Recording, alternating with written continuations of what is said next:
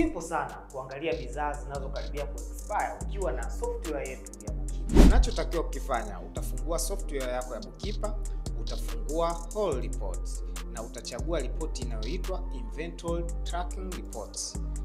Display report. Na hivi ndivyo ripoti yako itakavyoonekana. Column ya kwanza ni item name, majina ya bidhaa ambazo zipo kwenye stock yako. Column inayofuata ndio inayoonyesha expire date ya bidhaa zako, kwamba zina expire mwezi gani na mwaka gani. Na column ya mwisho itakuonyesha umebakiza bidhaa ngapi kwenye stock yako. Hivyo kama mfanyabiashara, ukishajua expire date itakusaidia kujua ni maamuzi gani ufanye ili bidhaa zisije zikaharibika zikiwa bado zipo dukani. Wewe mfanyabiashara, kama bado hautumii software ya Bookkeeper kwenye biashara yako, tupigie simu tuweze kufanyia demo popote pale ulipo na ni bure kabisa. Bookkeeper, biashara smart zaidi.